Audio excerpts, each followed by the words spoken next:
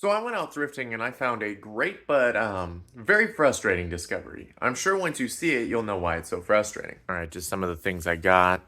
Hangers. I managed to get Rocket for 20 instead of 25. I did go to the Lego store because I wanted to see what tiles they had, but that's not all that's in here. I got dog bags. Um, I got these so I could light up the train station. There should be some more in there. There we go. This bag is from a secondhand Lego store. It's just full mostly of little windows and then tiles for the train tracks. Speaking of tiles, I got a bunch of little light blue, gray blue tiles along with some foliage and some extras right there. USB cable just for the wire. Here's some stuff I actually found at thrift stores. I found this Harry Potter. It almost looks like it's the entire Hogwarts Express, plus a few little extra stuff like that Iron Man helmet. And this whole thing was $7. I think most of this is going to a friend though. I've got 2 shirts for me for later.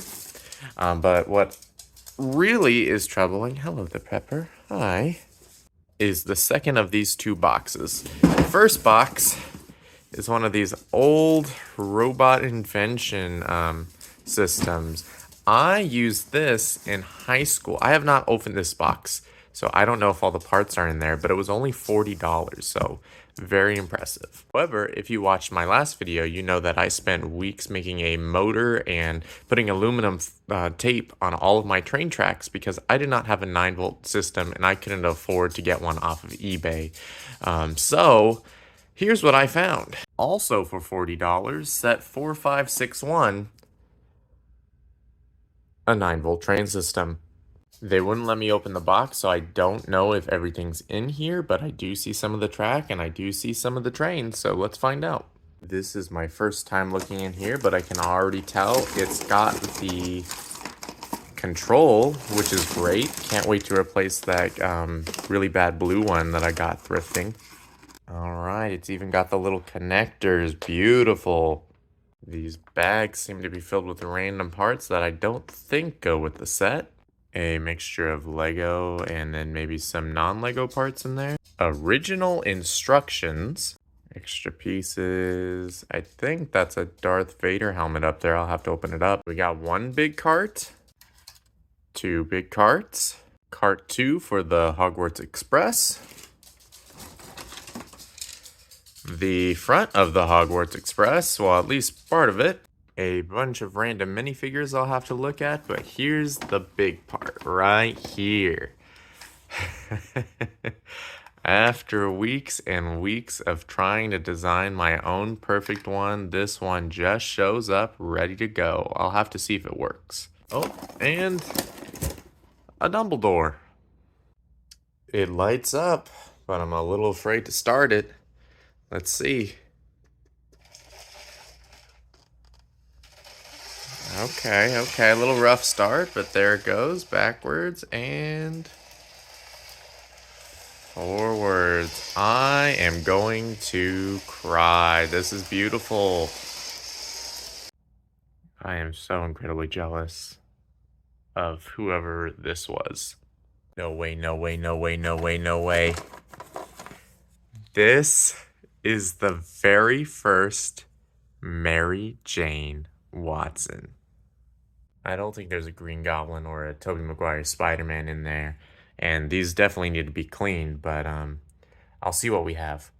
Alright, the super disappointing bad news, though, is I opened this up and it doesn't have the yellow brick in it. I have one of the yellow bricks, but that's still disappointing because I wanted the second one for work.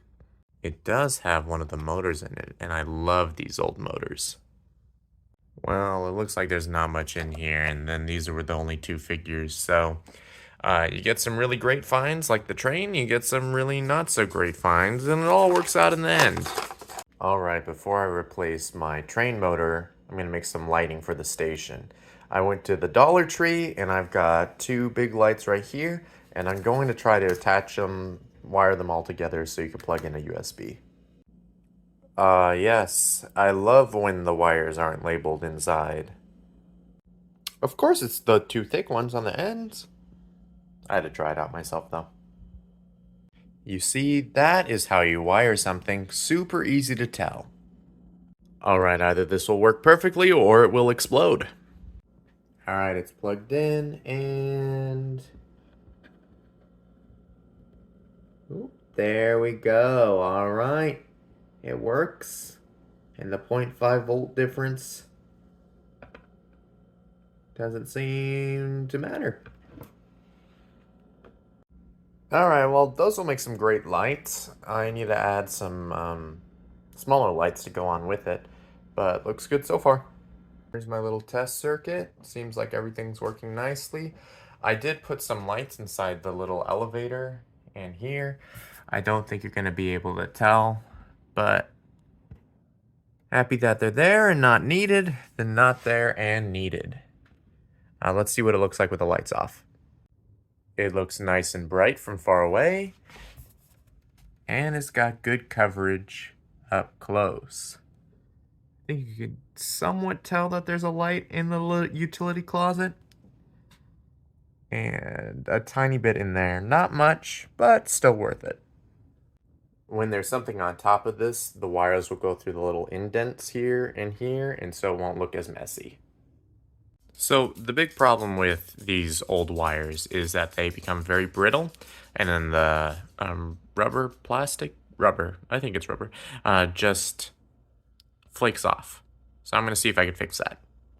Okay, so that's what the inside of this looks like. That's not too bad at all. Alright, I'm not going to lie to you. I opened up these two halves, and this was inside. I'm not sure what this accomplishes. It just looks like a loop of wire to me. Yeah. When in Rome, you know? My guess is it loops in there and it's clamped in just so things don't slide apart. Let me know in the comments if I'm very, very wrong. This is one of the stud connectors, and I just find their engineering absolutely fantastic. And there you go. I know it's not technically a Lego element anymore, but I'd much prefer this than to one that accidentally burns the house down, you know what I'm saying? We gotta test it out though, let's see. Go, go, go, go, go. Nicely done. Why is there a bump there? There we go. All fixed.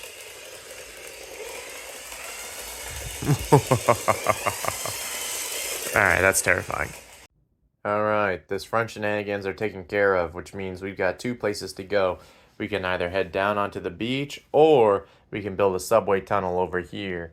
I'm thinking if I build the subway tunnel over here, have some nice flat walls, curves on the top, have a bunch of graffiti on the inside, I think that'd be cool. Maybe a couple teens spray painting stuff. Yep. As you can see, this part's been mostly plated off. I just need the little 1x2s in between here.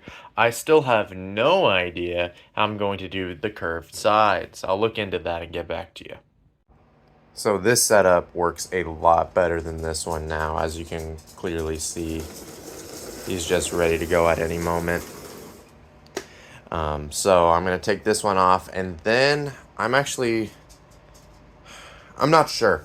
Should I keep the tracks that I made just so everything's coherent as one piece, or should I replace it with the old gray tracks that I just got? And also, it's been 110. I think today it got to 111, so it's been very, very, very hot. I'll leave with this final question. Since I want there to be graffiti, I think there's going to be big panels that I'll put graffiti on, either sticker or print. And then should I have 4 studs of space on each side? I think that might be too long. Or I could do just 2 and then have the graffitiers standing on the tracks. I think that might look better, but let me know in the comments. Alright, see ya. It is so close, they are almost kissing. But they shall not kiss.